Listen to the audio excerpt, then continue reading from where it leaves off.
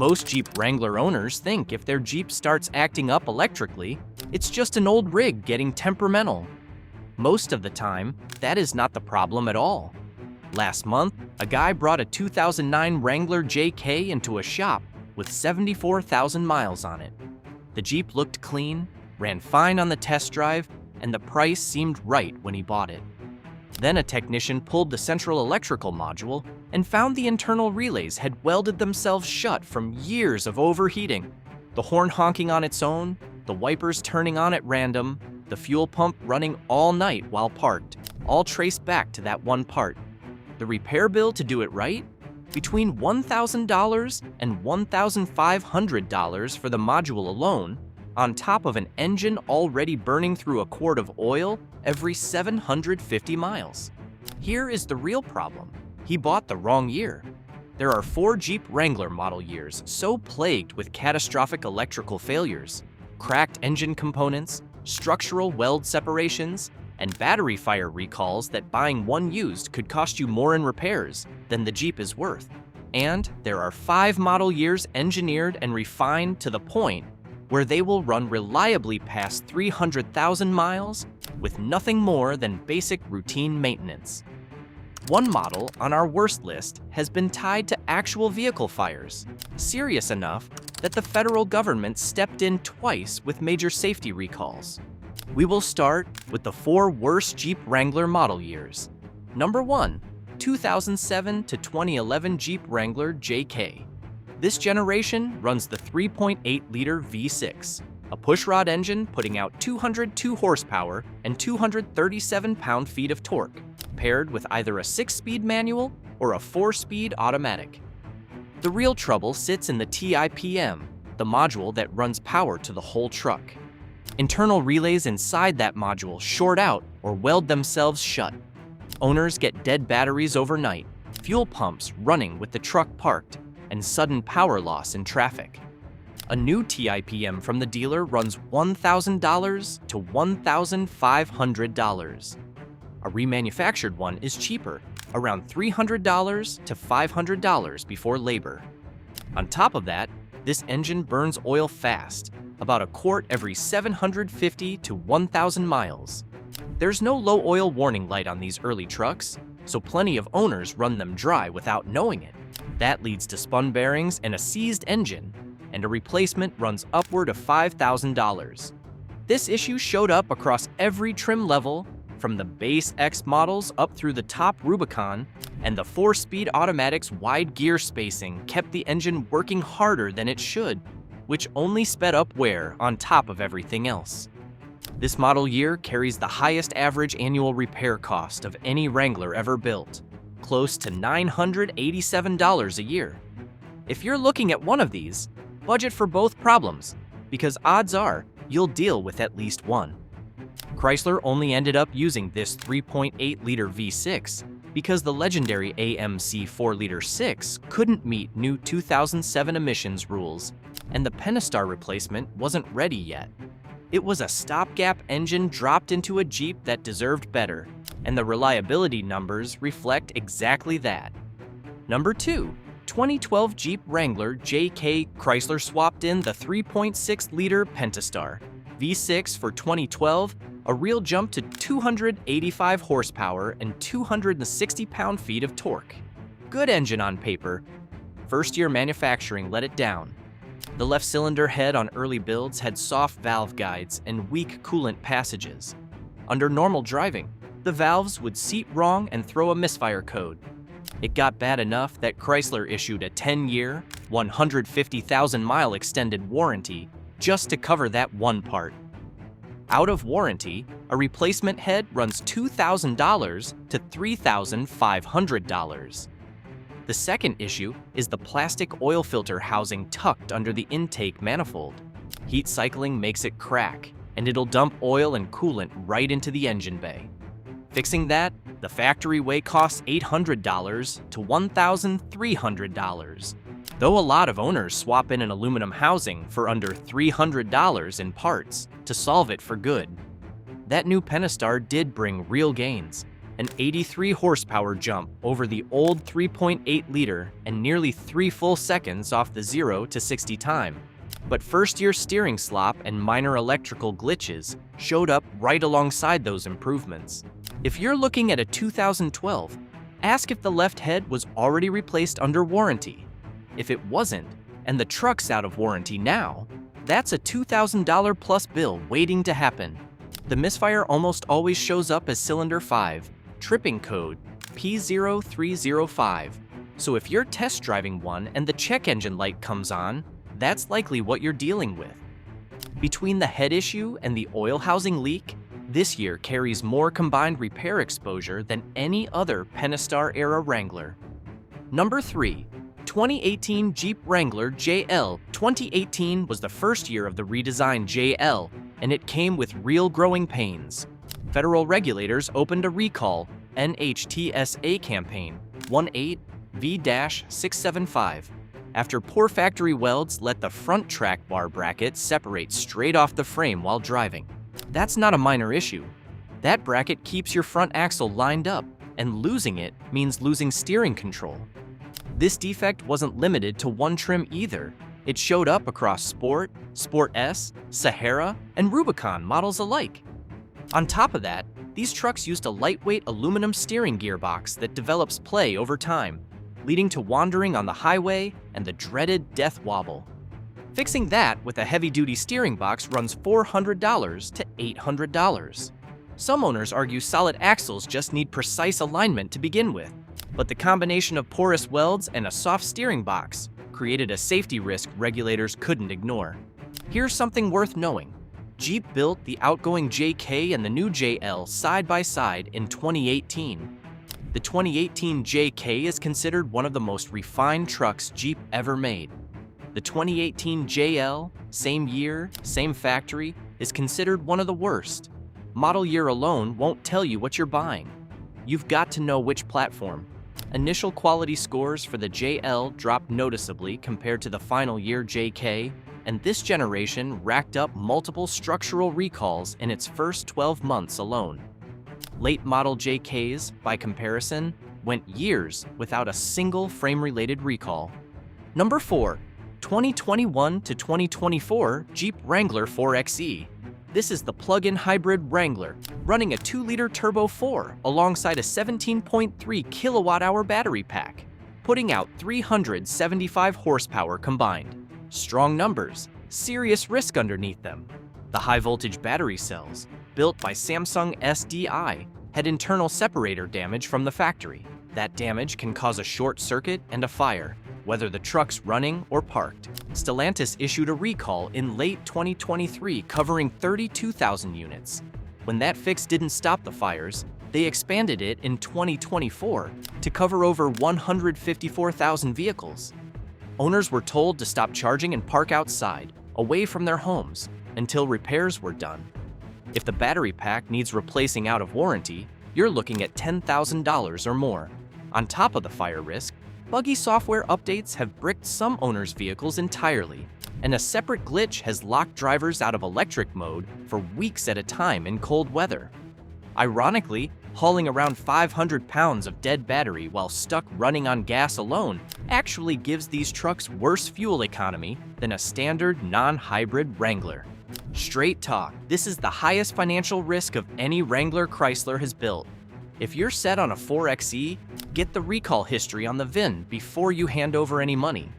This became the best-selling plug-in hybrid in America, which means there are a lot of these out there and a lot of owners dealing with this exact problem. No other Wrangler in the truck's history carries a repair bill anywhere close to a full battery pack replacement. If this is news to you, that's exactly why we make these videos. Hit like and subscribe so you catch the next one before you're standing in a dealer lot. Now, let's get into the 5 model years that are built to last. Number 1, 1991 to 1995 Jeep Wrangler YJ. 1991 was the turning point for this generation. Jeep dropped the carbureted 4.2-liter engine and the fragile French transmission that came before it, and replaced them with a fuel-injected 4-liter AMC inline-6, making 180 horsepower and 220 pound-feet, paired with the Japanese-built Aisin A X15 manual transmission. That combination is about as simple and tough as it gets. Cast iron block, timing chain instead of a belt, no electronic throttle to give you trouble. It also runs a low 8.8 to 1 compression ratio with a non-interference valve train. So even if something inside does wear down, it's far less likely to cause serious engine damage. Basic tune-ups run under $100, and a full transmission rebuild comes in under $1,000. Folks called this the yuppie Jeep back in the day because of the square headlights, and that kept resale values low for decades. That's good news for you now. You can find a clean one for $6,000 to $14,000, and with basic care, that drivetrain will run past 300,000 miles. Just watch for rust in the frame and change your oil regularly. That's about all this truck asks of you. This YJ also runs leaf springs at all 4 corners, which some purists actually prefer, since there's no coil bucket or complex bushing setup to wear out over time. Between the fuel injection and that Aisin transmission, this is genuinely the most affordable path into a Wrangler that can outlast almost anything else on this list. Number 2, 1997 to 2002 Jeep Wrangler TJ. The TJ brought coil spring suspension called Quadra-Coil, which gave a much smoother ride than the old leaf springs without adding any complicated electronics. The 4-liter inline-6 carried over, now making 181 to 190 horsepower, still connected to the throttle by a simple steel cable instead of electronic sensors. That's important, because there's no throttle control module to fail on you. The engine cooling fan runs off a mechanical clutch too, so no electric fan motor to burn out. Jeep offered this generation with the AX15 or the newer NV 3550 manual, and a 3-speed 32RH automatic was also available, which lacks overdrive but is nearly bulletproof off-road, since there's no electronic control module inside it to fail. The one real weak spot is frame rust. Chrysler didn't drill drain holes in certain spots on the frame, so water sits inside and rusts it from the inside out. The fix is a weld-in repair kit, running $150 to $400 if you do it yourself, or $1,900 to $3,000 at a shop for the full job. According to Carfax data, better than half of all 2002 Wranglers are still on the road past 150,000 miles. Check the frame before you buy, and this is a proven truck. Jeep actually skipped the 1996 model year entirely to make sure this new coil spring platform was properly sorted out before it hit dealer lots. That extra development time shows because outside of the frame rust issue, the drivetrain on this generation is just as dependable as the YJ before it. Number 3, 2004 to 2006 Jeep Wrangler TJ and LJ. These late TJ years are considered the peak of the analog Wrangler. The highlight is the Wrangler Unlimited, known as the LJ, which stretched the wheelbase 10 inches longer than a standard TJ, adding 15 inches of total length overall. That extra length steadied the ride on the highway and doubled towing capacity from 1,500 pounds to 3,500 pounds. LJ models also came standard with heavy-duty Dana 44 rear axles, tougher than the Dana 35 in the regular TJ. The 4-liter inline-6 carried over basically unchanged, still rated at 190 horsepower. Rubicon and Rubicon LJ trims added factory locking differentials on top of that, giving these trucks serious off-road capability straight off the lot without any aftermarket work. The one thing to watch on 2005 and 2006 models is the oil pump drive gear, which can wear and make a squeaking noise mechanics call the laughing monkey sound. Catch it early and the fix only runs $150 to $300. Jeep only built around 50,000 LJ Unlimited models total. That scarcity means clean ones now sell for more than their original sticker price. This one's both a solid truck and a smart buy. Standard TJs from these years run $16,000 to $28,000 today. while the LJ and Rubicon LJ command anywhere from $28,000 up to $38,000 or more, depending on condition. Chrysler also introduced a 6-speed manual for 2005, though a lot of longtime TJ owners still prefer the older 5-speed for its simpler internal design.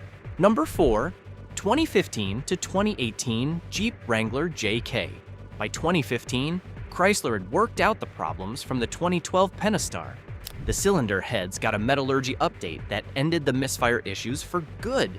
The engine still makes 285 horsepower and 260 pound-feet of torque, same as before, but now it's reliable. The real strength here is the transmission. This generation runs a 5-speed automatic called the WA580, originally engineered by Mercedes-Benz for AMG performance cars, rated well over 400 pound-feet of torque. In a Wrangler, that transmission is barely working, and it shows in how well it holds up. The numbers back this up. Late model JKs carry an average annual repair cost of $606 a year, compared to $987 a year for the 2007 to 2011 trucks. That's close to 40% less spent keeping it on the road. Plenty of owners and mechanics will argue a late JK is a smarter buy than an early JL altogether, simply because the electronics are simpler, and this transmission has a much longer track record behind it. One small thing to stay on top of: the plastic oil filter housing can still crack if it's over-torqued during an oil change. A $250 aluminum upgrade takes care of that for good. Trim levels range from the base Sport up through the Rubicon Hard Rock and Golden Eagle Special Editions.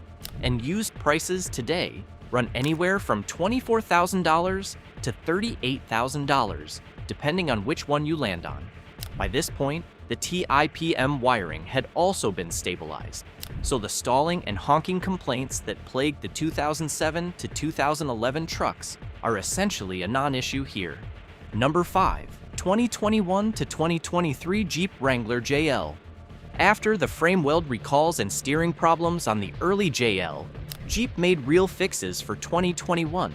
The fragile aluminum steering gearbox got replaced with a heavy-duty cast iron unit, which put an end to the death wobble complaints from 2018 and 2019. Chrysler also upgraded their welding process at the Toledo plant, adding automated inspection to catch the kind of porous welds that caused the earlier recalls. That problem didn't come back. The standard powertrain is the 3.6-liter Pentastar V6 paired with a ZF 8-speed automatic transmission, a transmission known for tight gear spacing and smooth, reliable shifts. Jeep also offered a 2-liter Turbo 4 and a 3-liter EcoDiesel V6 in this generation, though most mechanics still point buyers toward the naturally aspirated Pentastar for the simplest long-term ownership. This generation now scores highest in owner satisfaction and dependability surveys among modern Wranglers. If you want something under factory warranty with real off-road chops and none of the early JL headaches, this is the year to look at.